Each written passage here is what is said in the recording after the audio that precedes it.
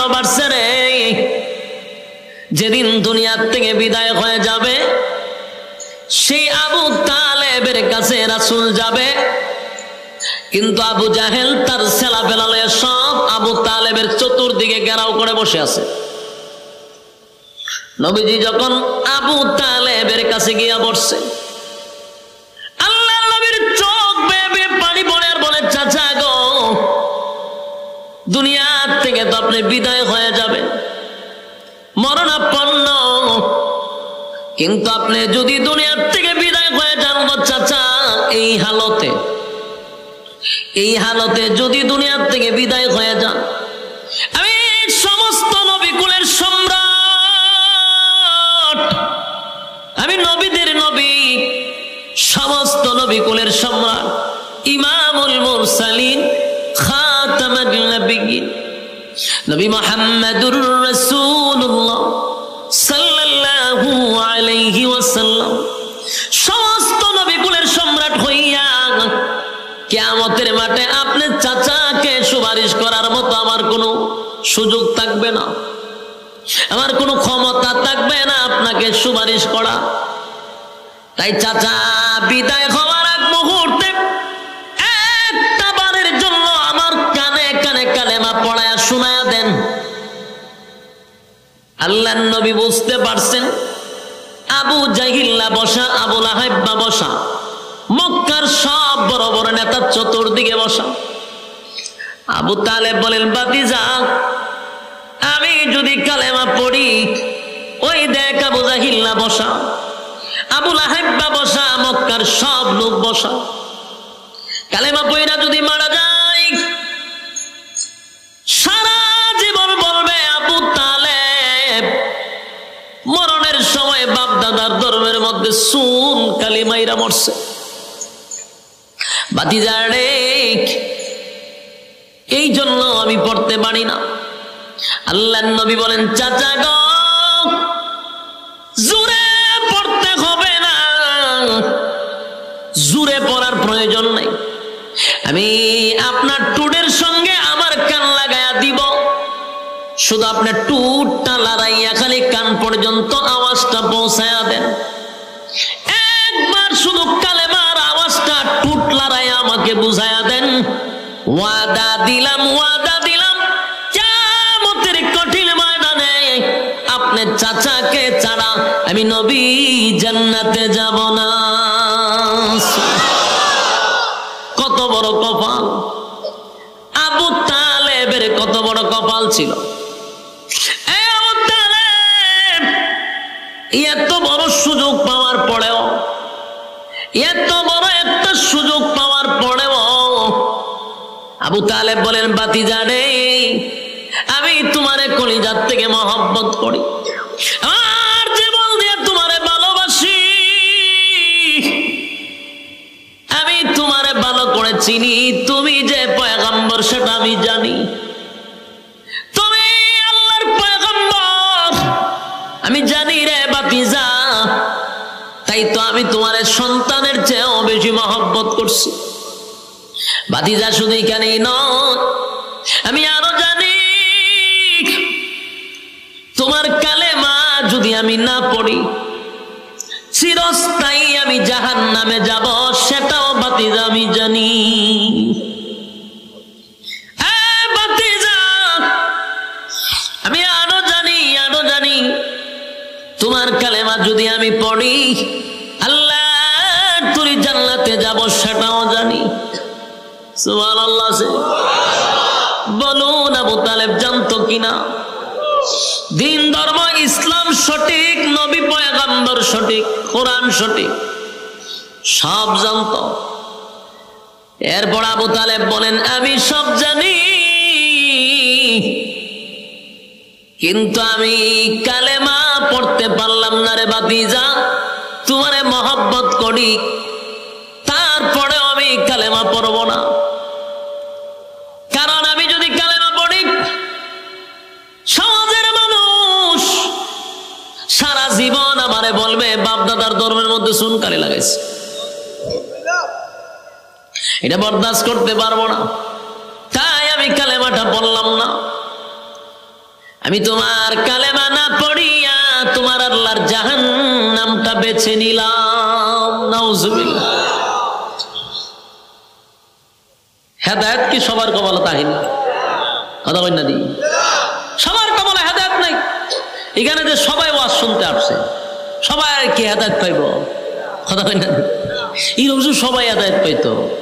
বাংলাদেশে কত লক্ষ মাহফিল, সব মানুষ আল্লাহর ওলি হয়ে যেত গা, ঠিক নেই? সারা দেশে খালি আল্লাহর ওলি থাকতো, বুজুর্গ হয়ে বইরা যেত গা। কিন্তু যত মাহফিল হচ্ছে, মানুষ ভালো হইতেছে না খারাপ হইতেছে বেশি। খারাপের সংখ্যা কম না, ভালোর সংখ্যা খুব কম, খারাপের সংখ্যাটাই বেশি। কেন? সবার কপালে হেদায়েত নাই। রাসূলের আপন চাচা যেই মহব্বত রাসূলকে করছে, নিজে না খাইয়া রাসূলকে খাওয়াইছে, জরায়া দইরা রাসূলকে ঘুমাইছে। এত মহব্বত আর এত ভালোবাসা, রাসূলের জন্য জীবন দিতেও প্রস্তুত ছিল। সেই চাচা কয় আমি জাহান্নামটা বাচ্চা নিয়েছি। চিন্তা করছেন? এই জন্য সবার কপালে হেদায়েত নেই, তকদিরে থাকতে হয়। তকদিরে না থাকলে করবেন কি? আল্লাহ নবীর সাথে সাথে এই কথা শোনার পরে চোখ দিয়ে পানি ছেড়ে দিছে। নবীর গাল মোবারক বেবে, দাড়ি মোবারক বেবে পানিগুলি পড়তেছে, অজরে নবী কাঁদতেছে। হায় রে, আমার চোখের সামনে আমার চাচা দুনিয়ার থেকে বিদায় হয়ে যাবে, কেমনে গো আমি বরদাস্ত করি? আল্লাহ সাথে সাথে তখন একটা আয়াত নাযিল করছে, ইন্নাকা লা তাহদি মান আহবাবতা ওয়ালাকিন্নাল্লাহা ইয়াহদি মান ইয়াশা। আয়াতে কারিমা নাযিল করে আল্লাহ বলে, নবী গো, আবু তালেব আপনার মহব্বতের চাচা হতে পারে, কলিজার টুকরা চাচা হতে পারে, তাই আপনি চাইলেই আবু তালেবকে হেদায়েত দিতে পারবেন না। আমি আল্লাহ আপনাকে হেদায়েতের দায়িত্ব দিই নাই। বলুন, হেদায়েতের মালিক কে? দুনিয়ার কোন পীর ফকির হেদায়েত দিতে পারবে? নবী রাসূল? পৃথিবীর কোন নবী রাসূলের হাতে আল্লাহ হেদায়েত দেয় নাকি? ইন্নাকা লা তাহদি মান আহবাবতা ওয়ালাকিন্নাল্লাহা ইয়াহদি মান ইয়াশা ওয়া হুয়া আ'লামু বিল মুহতাদিন। চোখের পানি আপনি মুছে ফেলুন, আপনার মহব্বতের চাচা হতে পারে গো, কিন্তু আপনি চাইলে আপনার চাচাকে আপনি হেদায়েত দিতে পারবেন না, কারণ আমি হেদায়েতের দায়িত্ব আপনার নবীকে দেই নাই গো নবী। আপনি যতই চেষ্টা করেন, আমি আল্লাহর সিদ্ধান্ত আবু তালেব রে হেদায়েত দিব না। আল্লাহ হেদায়েত দিবে না। রাসূল কান্দে, আল্লাহ আল্লাহ খাইন্দা লাভ নাই। আপনি যতই কান্দেন, আমি তারা হেদায়েত দিব না। কেন দিবে না? এটা লম্বা আলোচনা, আমার এই দিকে যাওয়ার উদ্দেশ্য না। যেটা বুঝাইতে চাচ্ছি, আবু তালেব মারা যাওয়ার পরেই শুরু হইল রাসূলের উপরে নির্যাতন। এতদিন তো সাহাবায়ে কেরামরে মারছে, এতদিন তো সাহাবায়ে কেরামদের উপরে নির্যাতন করছে, আর রাসূলের উপরে টাচ করার সাহস পাইছিল না। আবু তালেব মারা যাওয়ার পরেই খাদিজাতুল কুবরাও মারা গেল, আবু তালেবও মারা গেল। সবচেয়ে কষ্টের এই সময়টা রাসূলের। তখন রাসূলকে তারা পাথর মারতে শুরু করলো, রক্তাক্ত করলো আল্লাহর রাসূলকে। গোটা মক্কা নগরীতে যারা কালেমার দাওয়াত গ্রহণ করছে, তাদের উপরে নির্যাতন আর নির্যাতন। নবীর শরীর থেকে রক্ত জড়ায়। সাহাবায়ে কেরাম নবীর কাছে গিয়ে বলে, হাবিব, ও আল্লাহর পয়গম্বর, আল্লাহর কাছে একটু বলেন না গো, আসমান থেকে যেন আমাদেরকে সাহায্য করে। আমরা আর বরদাস্ত করতে পারি না, আর সহ্য করতে পারি না, আর সহ্য করতে পারি না, একটু আল্লাহর কাছে বলেন। নির্যাতনের শিকার সাহাবায়ে কেরাম, জ্বলন্ত কয়লার মধ্যে সাহাবায়ে কেরামদেরকে শোয়া দেয়, জিহ্বার মধ্যে পেরাক মেরে দেয়। একটাই অপরাধ, লা ইলাহা ইল্লাল্লাহর স্লোগান দেওয়ার কারণে জিহ্বার মধ্যে পর্যন্ত প্যারাক মাইরা দিছে।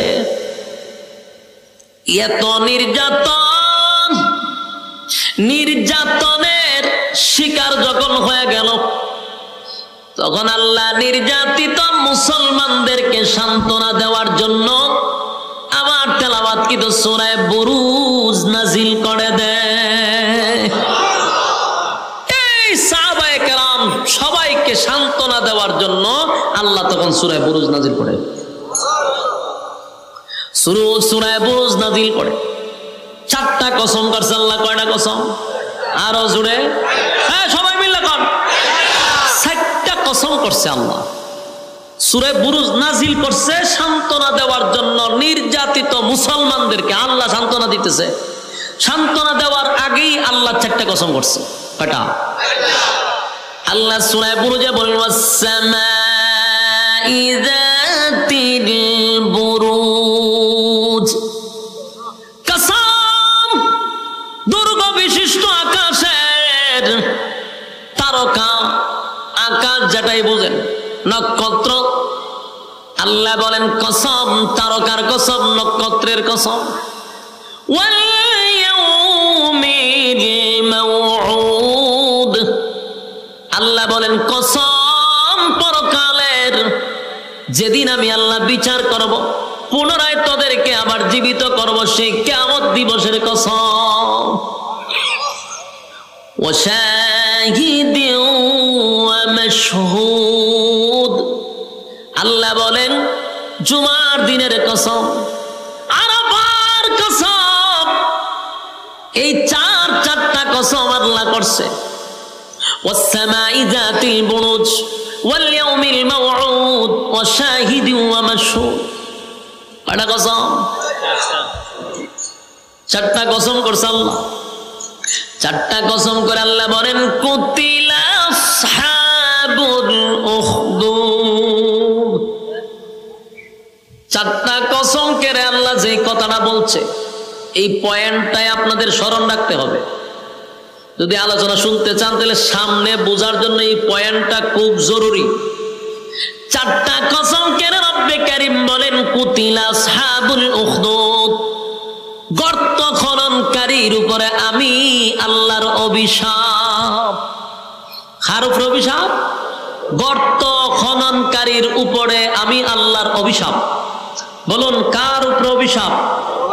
গর্ত খননকারীর উপরে আল্লাহর অভিশাপ। এই কথাটা আপনাদের স্মরণ থাকতে হবে। এই এতটুক কথা স্মরণ না রাখলে সামনের আলোচনা বোঝা বড় কঠিন হবে। খুব মনোযোগ দিয়ে শুনবেন। আল্লাহ 4টা কসম কাইরা একজন জালেমকে আল্লাহ অভিশাপ দিছে। গর্ত খননকারী জালেম, আল্লাহ বারবার বলেন গর্ত খননকারীর উপরে আমি আল্লাহর অভিশাপ। 4টা কসম করে বলছে অভিশাপ, কসম অভিশাপ, কসম অভিশাপ, কসম অভিশাপ। গর্ত খননকারী, এই জায়গাত ওয়াজটা রাখেন। এরপরে আসুন এই সূরা নাজিল হইল কেন বলেন? নির্যাতিত মুসলমানদেরকে সান্ত্বনা দেওয়ার জন্য। হেডলাইন মুখস্থ রাখতে হইব। আপনারা আমার আনছেন অভিগঞ্জ থেকে, হত্যিকা গিচ্ছা উনবার লেগে আনছেন নি? গল্প, কাল্পনিক কথা, হ্যাঁ ফিসা উড়া গেছে সাগরে, ওই নদীর পার, ইটা উনবার লেগে নি? খবর ভেঙে আছে, আগুন লেগেছে, ওইটা দৌড় মারছে, ইটা উনবার লেগে আনছো? তাহলে একটু মনোযোগ দিয়ে শুনেন। যদি মনোযোগ দেন খুব সহজে বুঝবেন। এই পয়েন্টগুলো ইয়াদ রাখবেন।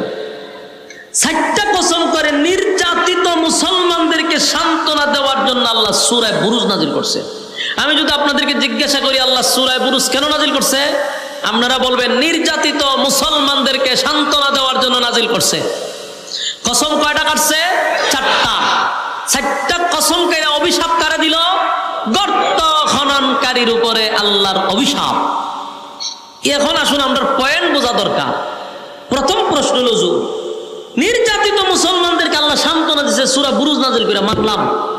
কিন্তু সূরা বুরুজের ভিতরে কি এমন ঘটনা আছে যেই ঘটনা শুনাইয়া সান্ত্বনা দিছে? ঘটনাটা তো জানা দরকার। কথা বলতে যে এমন কি আছে সূরা বুরুজের ভিতরে যেটা শুনাইয়া নির্যাতিত মুসলমানদেরকে আল্লাহ সান্ত্বনা দিল। এই ঘটনাটা তো শোনা দরকার। এই ঘটনাটাও কোনো গল্প নয়, কোনো গিচ্ছা নয়, তাফসীরের ভিতরে এই ঘটনাটা আল্লাহ উল্লেখ করছে। এই ঘটনা কি? রাসূল দুনিয়াতে আসার 90 বছর আগের ঘটনা। রাসূল দুনিয়াতে আসার কত বছর আগের ঘটনা? 90 বছর আগের ঘটনা। এই সময় রাসূল দুনিয়াতে নাই। এই 90 বছর আগের ঘটনাটা আল্লাহ সূরা বুরুজের ভিতরে ঢুকাইয়া তখনকার নির্যাতিত মুসলমানদেরকে সান্ত্বনা দিছে। এখন আপনাদের প্রশ্ন, 90 বছর আগে কি ঘটছিল? ঠিক না? 90 বছর আগে ঘটনাটা কি? তা 90 বছর আগে একটা ঘটনা ঘটছিল। 90 বছর আগে তখনকার সময়ে একজন জালেম শাসক ছিল। কি ছিল? জালেম শাসক। জালেম শাসক ছিলেন। জালেম শাসকের কাজ হইল কারণে অকারণে মানুষের উপর নির্যাতন করা। আপনি কথা বললেই আপনার উপর নির্যাতন করা, কারণে অকারণে আপনাকে হয়রানি করা। এটা হলো জালেম শাসকের কাজ। তখনকার যুগে একজন জালেম শাসক ছিল। সে নিজেকে খোদা দাবি করত, বলতো আমি তোমাদের রব, আমি তোমাদের প্রভু। যারা তাকে খোদা মানত না তাকে তারা হত্যা করত। এই প্রভু নিজেকে খোদা দাবি করত, হয়তো আমি তোমাদের রব, আমি তোমাদের প্রভু। তারা যে খোদা মানত না তারা হত্যা করত। আমার কথা বুঝতে জন্যই কত বড় জালেম, কত বড় জালেম শাসক। তখনকার যুগটা ছিল জাদুবিদ্যার যুগ। জাদুবিদ্যা বেশি চলতো। তো সবচেয়ে প্রবীণ জাদুঘর সে বৃদ্ধ হয়ে গেছে, বুড়ো হয়ে গেছে। তো সে একদিন বাদশাকে বলল যে আমি যদি মারা যাই তা আমার এই জাদুবিদ্যা তো আরেকজনের শিখাইয়া যাওয়া দরকার। তাই আমাকে আপনি একজন মেধাবী ছাত্র দেন, যারে আমার এই আগাম কুগাম শিখাইয়া যাওয়ান যায়। তো বাদশা চিন্তা করলো কথা তো ঠিক। একটা মেধাবী ছেলে তালাশ করে বাইর করছে। বাইর করে এই বৃদ্ধরে দিছে যে এরে তুমি জাদু শিখাইও। বৃদ্ধ যা শিখছিল তা যুবকরে শিখানোর চেষ্টা করা শুরু করছে। যুবক তার বাড়ির থেকে প্রতিদিন বৃদ্ধর কাছে যায় জাদু শিখতে। একদিন রাস্তার মধ্যে দেখে এক হুজুরে ওয়াজ করে। মনে করেন আপনার এই রাস্তা দিয়ে যাইতেছে, দেখে আমি কেন ওয়াজ করি, হেওয়া এভেন্ডেলে বইছে, এরকম বিষয়টা। তো ফাদ্রিয়ে ওয়াজ করে, যুবকে জাদুবিদ্যা শিখতে যাবে, মাঝখানে হুজুরের ওয়াজ শুনতে বসছে। ওয়াজ শুনে দেখে ভালোই তো লাগে, খারাপ না, আর একটু বই। এই বইতে বইতে কয়েক মিনিট বসছে, 10-15 মিনিট ওয়াজ শুনছে। শুননা যুবক আবার চলে গেছে জাদু শিখত। তো প্রতিদিন সে জাদুবিদ্যা শিখতে যায় আর দে হুজুরে বই ওয়াজ করে। আর তারও হুজুরের প্রতি এমন এক আকর্ষণ ঢুকছে, সেও চিন্তা করলে যে না, হুজুরের কথা বড় মজা, আমি একটু শুনি। দেহে হুজুরে ওয়াজ করে একত্ববাদী খোদার। আর তখনকার মানুষ খোদা মানত কারে? এই কয়েকজনে ওয়াজ বুঝতে আর বাকি সব আমার মুখের ভাই যাই রয়েছে। উত্তর না দিলে বোধ ওয়াজ বুঝুন না, আপনারা ওয়াজ বুঝতে শুননি। 2-1 ভাই যে ওয়াজ বুঝতেছে। বাকি দেশের সব জনগণ খোদা মানত জালেম শাসককে। আর এই যুবক ওয়াজ শুনলো, ফাদ্রিয়ে ওয়াজ করে একত্ববাদী খোদা। যুবকে চিন্তা করছে কিরে, ফাদ্রি দি খোদা আর একজন হয়। আর দেশের সব জনগণ আমরা যে মানি ওই বাদশারে খোদা মানি, হুজুর দেখো খোদা বলে আর একজন আছে। এটা নিয়ে সে খুব চিন্তায় আছে। তো এরপরে জাদু শিখে আর হুজুরের কাছে আস্তে আস্তে একদিন কথা শুনতে শুনতে, তার আসল রবের কথা শুনতে শুনতে সে এই হুজুরের হাতও ধইরা কালেমা ভইরা ঈমান আনছে। ঈমান আনছে। আনার পরে প্রচুর স্টাডি করতে শুরু করলো, গবেষণা শুরু করলো, ভাবতে শুরু করলো। ভাইবা কয় ঠিকই তো আছে, বাদশা খুদা হইব কেমনে? এটা আমাদের মতো নয়, তুই খুদা হয় কেমনে? এই বিষয় নিয়ে খুব চিন্তিত। আর যুবক যত ভাবতেছে, আল্লাহ তার রাস্তা তত সহজ করে দিতেছে।